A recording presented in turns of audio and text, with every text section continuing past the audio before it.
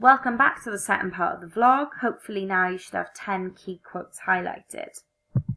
Here's some of the quotes that I would have perhaps highlighted to look at this particular extract. This isn't saying that these are the quotes that you must look at and no others, as you may have very valid comments to make on other parts that I haven't focused on.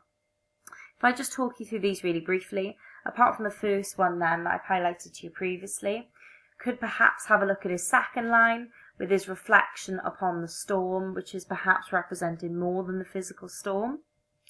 And then throughout the rest then of his Lear's first speaking part, you can look at the relationship between the words crimes, justice, virtue, incestuous and guilt here, and have a look at the semantic field being created. You could also have a look at his last line within that first part, I'm a man more sinned against than sinning, and have a look at King Lear's reflection upon himself there. When Kent comes into the scene, it could be pertinent to have a look at how Lear is being presented through his reaction, with the first alack bareheaded comment, and then the quick assertion to get Lear to some shelter with hard by here's a hovel. Looking at Lear's next bit, I've got a reflection upon his sanity with my wits begin to turn, before then turning to the fool and showing concern from him with how dost my boy art cold. Towards the end of King Lear's speaking turn there as well, you've got a return to the fool.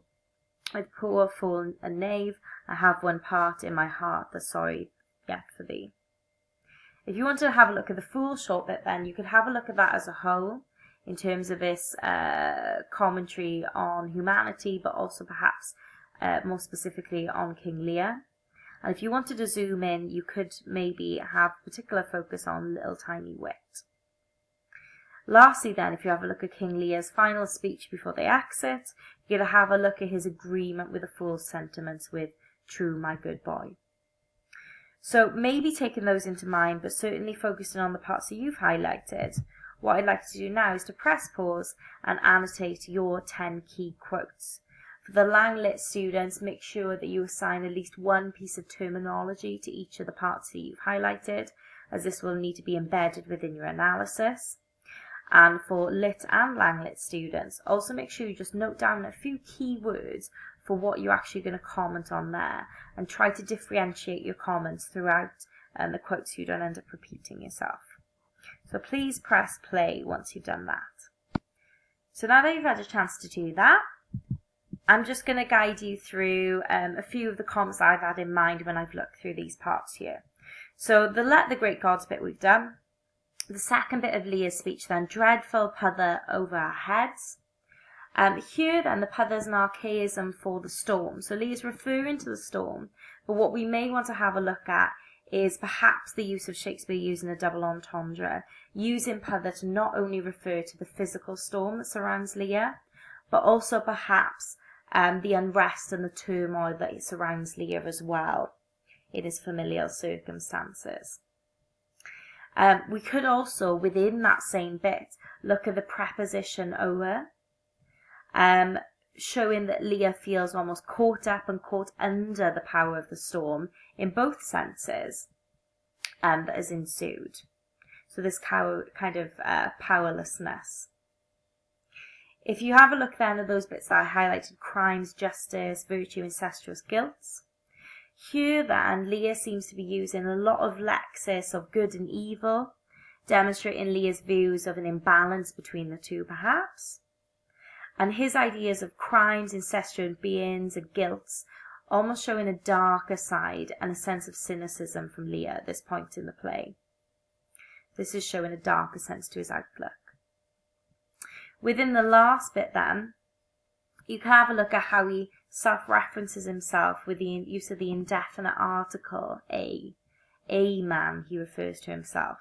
This loss of ego is much removed really from the Lear that we saw at the beginning of the play. Also, we've got the use of the comparative more, and this introduces a sense of Lear measuring his own actions against others. A sense of reflection is created around Lear. And this may evoke pity, and it may also evoke a debate of agreement with this statement, Do we agree that King Lear is more sinned against than sinning, or do we disagree? And either way, you could almost have a little tentative debate here about how this line affects the audience's relationship with the character at this point.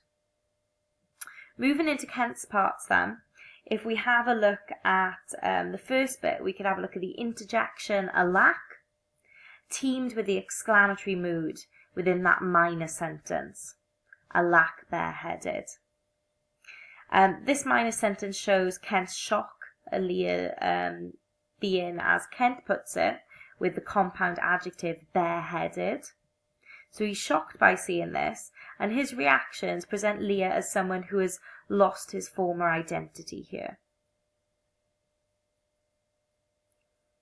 Also then, you can have a look at the noun hovel, and perhaps the connotations of animalistic imagery here, showing what Lear's been reduced to, that Kent can suggest no more in terms of shelter than merely a hovel for his master. Looking then at Lear's next bit, my wits begin to turn. We could perhaps have a look at the adverbial begin to, that's being used to add more detail to how his wits are beginning to turn, showing that Lear's more aware than we have maybe given him credit for about the state of his own mentality. He senses this change. And the idea then of this use of the verb turn creates a sense of a man on the brink. His next part as well, then, the use of the interrogatives, how dost my boy art cold, and also the use of the possessive pronoun my, shows a sense of paternal care from Lear here, a sign of selflessness. He applies his own feelings to others in order to create some empathy.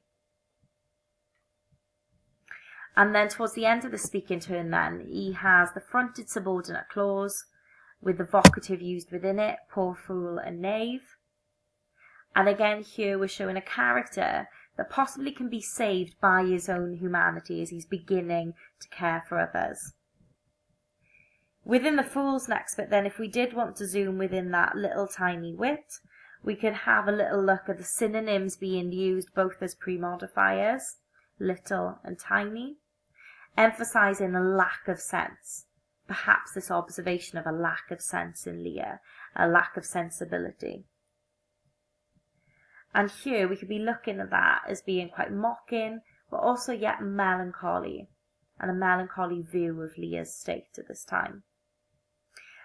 And then within the last bit then, King Lear, before he leaves, showing agreement with the fool's sentiments, with the minor sentence, true, my good boy.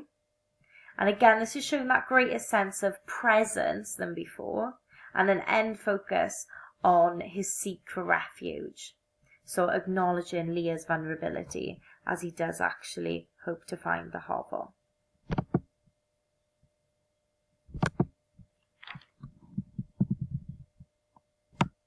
So hopefully that's given you some further ideas on what you could possibly explore within that extract. There may also be many other ideas that you've come across yourself.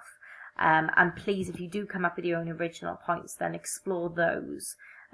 More so than any of the things that I've just kind of fed you that you may have not thought about. In terms of expression then, as I said earlier, this is something that's assessed across AO1 on both qualifications. So be mindful of the expression you're using, make sure that it's nice and clear, make sure it's sophisticated, make sure it's doing the job of always addressing that question.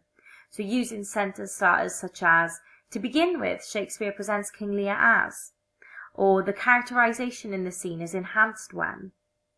Perhaps you might want to use imagery is used to depict Lear as, with the use of. And then when you're building upon your argument, moreover, Shakespeare's choice of.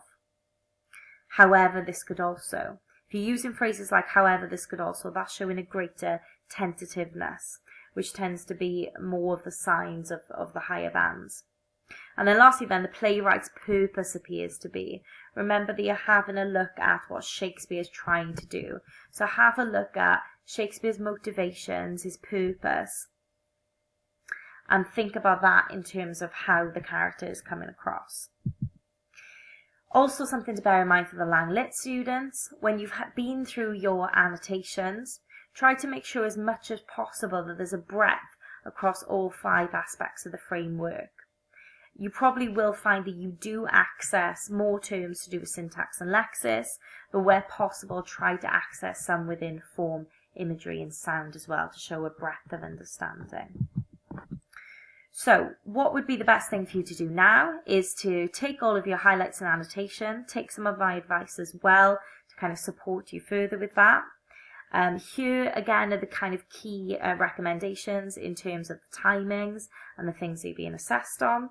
And now the best thing to do would be to have a go now at responding to that question, trying to discuss all of your points and really trying to argue that case for how you think King Lear is being presented.